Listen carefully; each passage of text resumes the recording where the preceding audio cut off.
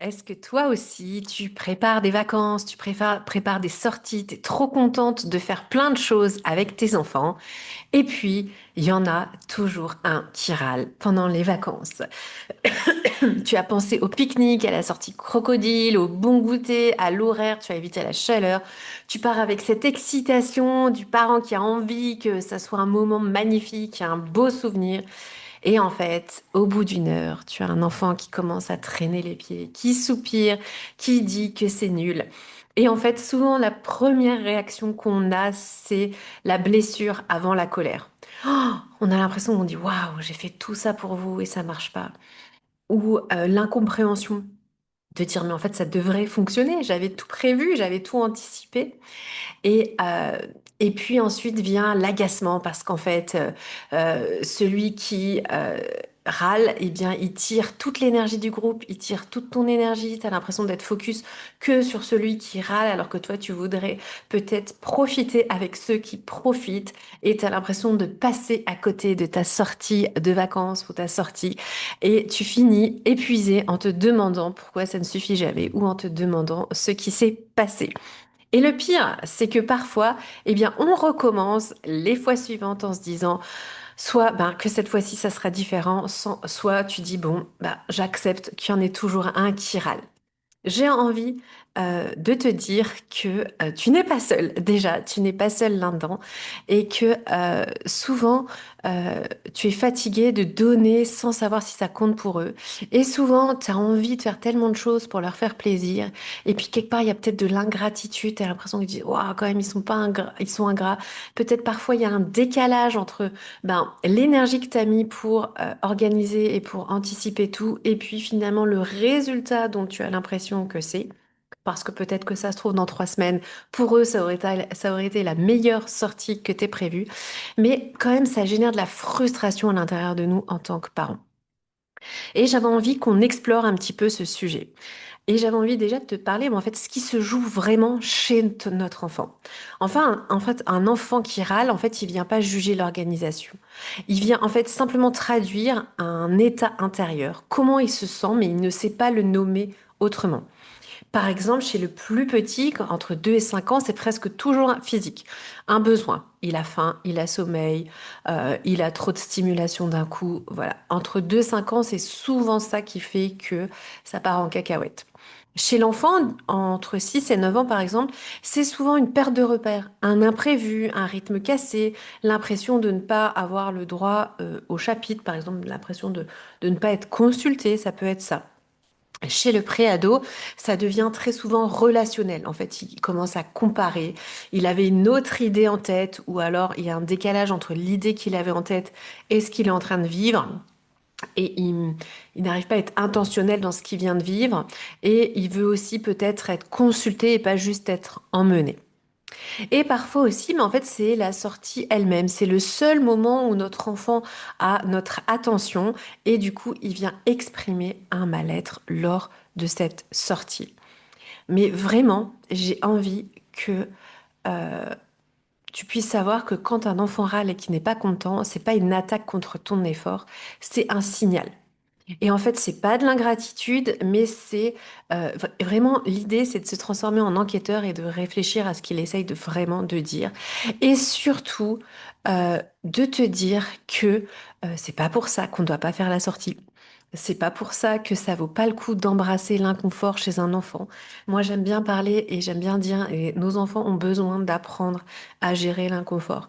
Ils ont besoin d'apprendre et de faire ce petit pas de dire, bah, ok, c'est un peu long cette sortie, j'ai mal aux jambes, ok.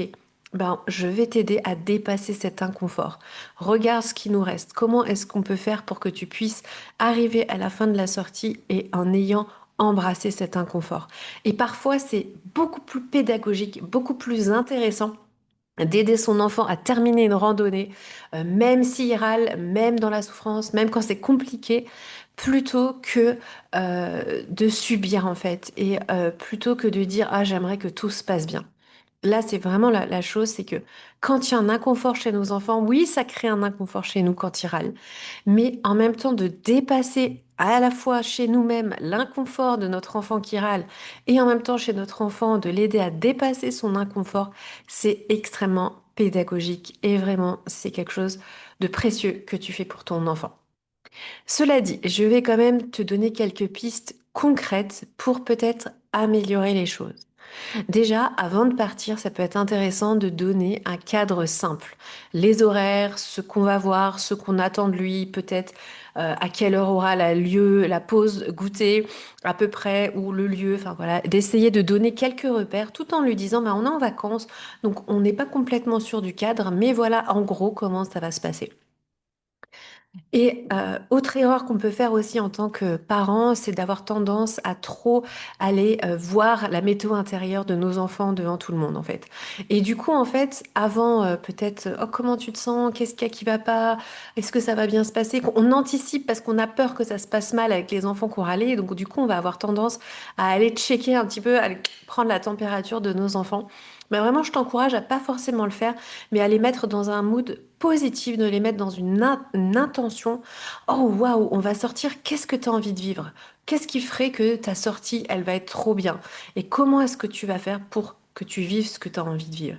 Plutôt que de commencer déjà son enfant qui se regarde à l'intérieur de lui, puis qui commence à un peu trop analyser ce qu'il ressent et du coup l'inconfort et peut-être le fait de râler arrive plus tôt que prévu ou qu'il arrive. Pendant qu'il râle, une question simplement, vraiment l'idée de dire qu'est-ce qui ne va pas là maintenant, plutôt que de faire un reproche. Bon, ça, je pense que tu le sais. Euh, ok, qu'est-ce qui ne va pas là maintenant? Qu'est-ce que tu arrives à me dire? Et on fait avec ce que j'arrive. Accepter aussi que la réponse soit pas celle que tu attends à cette question-là. Et on va traiter ce qui est réglable, mais on ne va pas traiter, par exemple, la déception sur un détail. En fait, tu vas pas refaire la sortie où tu vas pas, voilà, dire, ah oui, et c'est vrai qu'on avait prévu de voir les pingouins, j'en sais rien où on avait prévu de voir ce beau point de vue, bah, en fait, il est fermé. Je comprends que tu sois déçu. Bah, en fait, qu'est-ce qu'on peut faire? Et qu'est-ce qui t'a plu quand même? Et vraiment d'aller mettre le focus sur le positif sans nier bien sûr la déception. Mais voilà, on ne peut pas régler une déception d'un enfant, on ne peut pas régler quelque chose qui s'est pas passé comme il voulait. Mais par contre, on peut l'aider à dépasser ça.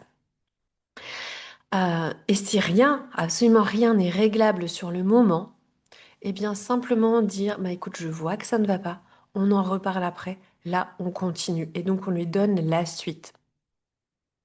Et puis, après la sortie, tu peux revenir à froid dessus.